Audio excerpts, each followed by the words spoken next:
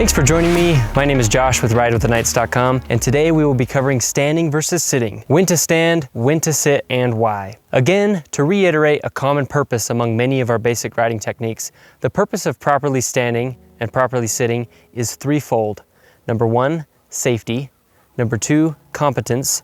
And number three, consistency. Standing up is the single quickest way to instantly gain more safety, more competence or speed, and more consistency. One of the most common errors I see riders commit is sitting down during a section or obstacle where they should have been standing up. Correctly standing up will reduce the frequency of crashes, save energy, allow better control of the motorcycle, optimize your body's natural suspension, permit growth in your riding, provide a repeatable process, and many more benefits. To illustrate, take a look at this example of me riding the same section of trail standing up versus sitting. Notice how, while standing, my body is able to absorb the impact from the terrain much easier. Notice that while sitting, the impacts translate through the bike to my hips and torso, causing me to lose balance and control of the motorcycle. Sitting down has a compounding effect. By knocking me off balance, I will often lose control of the motorcycle, causing me to incur impacts with other obstacles that repeat the same process. When this happens, focus on regaining control, transitioning back to the standing position, and retaining your balance. Imagine the amount of excess energy that was exerted during the sitting sequence. Now, translate that to an entire trail ride or race. Although standing is difficult to choose in the moment, it will save you energy in the long run. As with many of our basic riding techniques, we are focusing on learning what proper technique is and becoming aware of how we ride. We then attempt to make all of our movements on the motorcycle intentional and deliberate. Rather than reacting to the terrain, we interpret the terrain and make proactive decisions. Standing and sitting follows this same principle. Rather than thinking that standing and sitting is simply a preference, imagine all the terrain you are about to ride. There are zones where standing is the most optimal position. There are also zones where sitting is the most optimal position. Focus on attempting to follow this guideline. This video will be divided into three parts. First, we will cover how to properly stand and how to properly sit. Second, we will cover when to stand and when to sit. Lastly, we will cover specific obstacles and how to properly adapt standing. Part 1, how. As covered in the attack position videos, topics 1.6 through 1.8, standing up is part of the attack position. Proper standing includes an emphasis on proper foot positioning, hip placement, elbows, and head position. Focus on riding on the balls of your feet. Push your butt back as if you were sitting in a chair. Bring your elbows up to absorb terrain and control the motorcycle. And lastly, look far ahead to anticipate and read the terrain. When sitting, sit in the middle of the seat or towards the front of the bike when cornering. Sit up tall with a straight back, not slouching. Keep your elbows up and focus on staying neutral on the bike, not shifting your weight too far to one side or the other. Part 2, when. Although there are exceptions for standing and sitting, a general rule is to always stand up unless you are accelerating out of a corner. Following this guideline will help you stand up more consistently. Take this section of trail for example. It includes whoops, rocks, braking bumps, a right-hand turn, and a straightaway with more uneven terrain.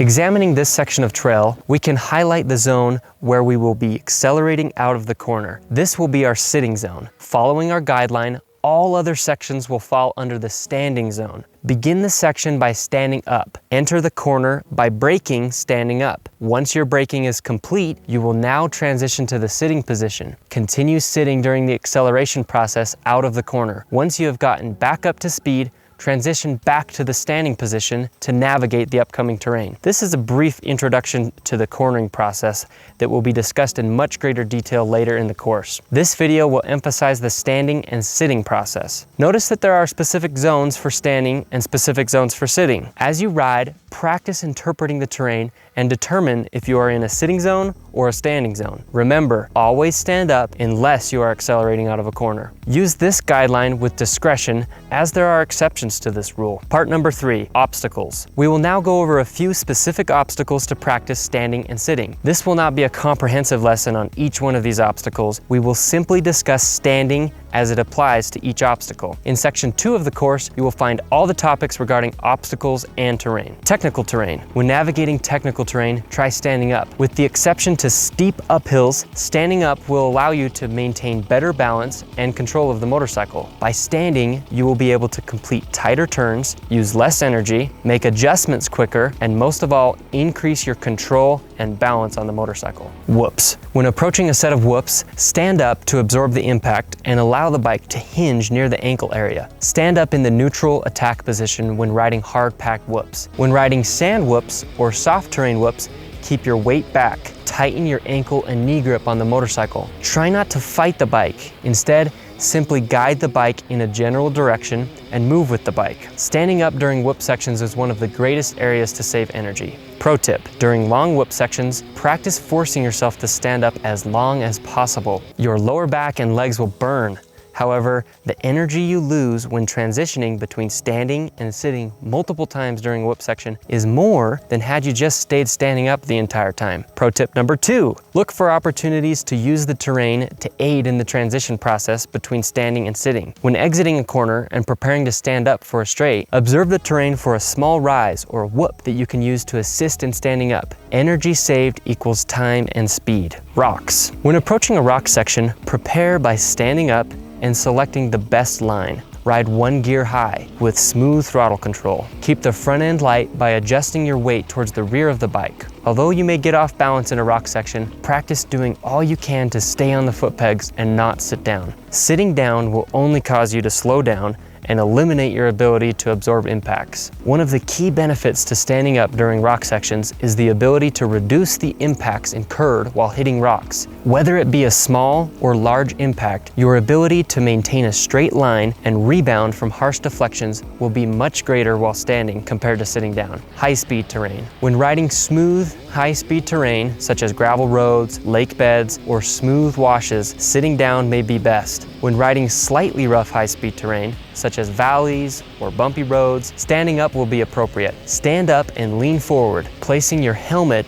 above the bar pad area. Depending on your body mass, this technique may be more difficult. Heavy-set riders maintain this technique very well. Lighter weight riders such as myself may struggle maintaining this position. Again, one of the most important benefits of standing up during this type of terrain is the ability to reduce the amount of impacts that are translated up into the body. When riding rough, high-speed terrain and sitting down, the impacts of even small bumps can feel violent. Standing up reduces impacts and saves energy. Uphill. Depending on the incline and how steep the trail is, you may be able to stand up. Gradual hills will allow standing. However, most significant inclines or prolonged hills will require sitting down. Although standing up reduces impacts, the cost of fighting against gravity is greater. Most cases you will find it is more comfortable and quicker to sit down when ascending steep hills. This will also allow greater traction when climbing hills, as you are applying more weight towards the rear of the motorcycle.